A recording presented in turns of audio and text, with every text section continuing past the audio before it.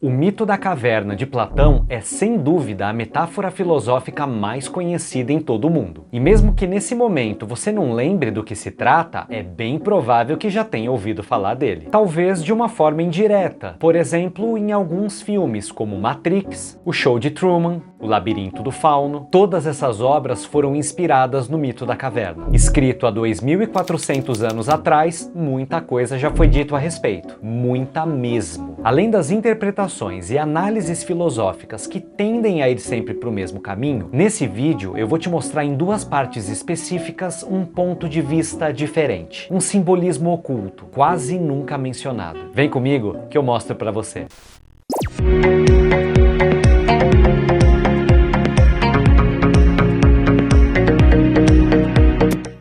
A primeira coisa que eu preciso deixar muito claro é que o mito da caverna foi escrito quase 400 anos antes de Cristo. Então, já que você está assistindo, procura não se limitar à comparação de um único ser. Até porque você vai ver que qualquer semelhança com os fatos não é mera coincidência. Como eu já falei antes da abertura, esse não vai ser um vídeo de filosofia acadêmica, como existem toneladas por aí. A gente vai olhar o mito da caverna levando em consideração que Platão foi um iniciado, um ser de alta hierarquia. No livro 7 da República é onde ele descreve o mito da caverna, um diálogo entre Sócrates e Glauco. Dentro de uma caverna, no fundo, existem pessoas acorrentadas desde sempre. Elas estão presas de tal forma que não conseguem se mover, apenas olhar para frente. Essa caverna é iluminada por uma fogueira que projeta nas paredes a sombra de objetos e animais carregados por outros homens. Como essas pessoas acorrentadas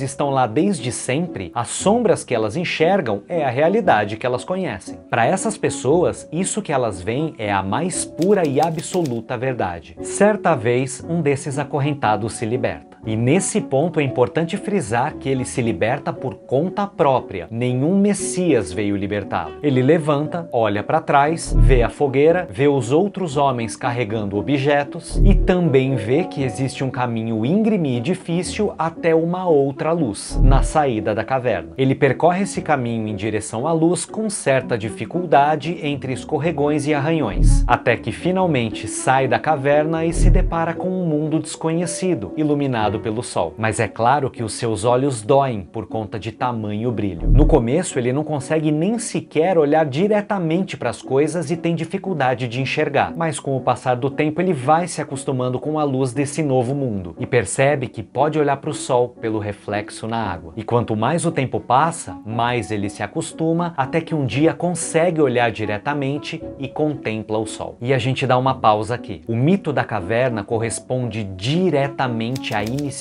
Essa metáfora de contemplar o sol é quando a criatura atingiu o ponto máximo, o ápice da saída da caverna, quando se torna um iluminado, um adepto da boa lei, integralmente conectado com o mundo das ideias, de onde tudo emana, ou seja, o próprio Deus. Porém, ainda há pessoas presas na caverna, muitas pessoas. Aliás, eu diria a humanidade quase inteira. E no diálogo, Sócrates propõe para Glauco que ele imaginasse o que aconteceria com esse homem caso ele voltasse para a caverna para falar a verdade, levar a boa nova, com a intenção de libertar aquelas pessoas. Dizer que aquilo que elas acreditam não é real, que existe uma manipulação por trás para que pareça ser algo que não é. Uma maia, um mundo de ilusões. E Sócrates continua a dizer que esse homem, ao retornar para a caverna, teria os olhos cegados pelas trevas da escuridão, por ter vindo justamente da luz do sol. E mesmo assim, ele vai até aquelas pessoas que estão acorrentadas avisar que existe um sol lá fora. Mas, de certa forma, isso ameaça a verdade cega e absoluta daqueles que ainda estão presos e acreditando nas sombras na parede. E por mais que ele tente explicar e falar, os acorrentados, por não compreenderem e não acreditarem, passam a hostilizar, ridicularizar e se revoltam com aquele que é diferente. E isso acontece com todos os avataras, aqueles que vêm trazer a boa nova, o fato de ter contemplado o sol. Eles são desprezados e tidos muitas vezes como loucos por aqueles que estão acorrentados. Afinal, não compreendem. E Sócrates ainda diz: e se porventura ele procurasse libertá-los e conduzi-los para cima, não acha que se pudessem pegá-lo e matá-lo, não o fariam? Pois é, Qualquer semelhança com a realidade não é mera coincidência. Um detalhe, vocês lembram o que eu disse lá no começo? Isso foi escrito 400 anos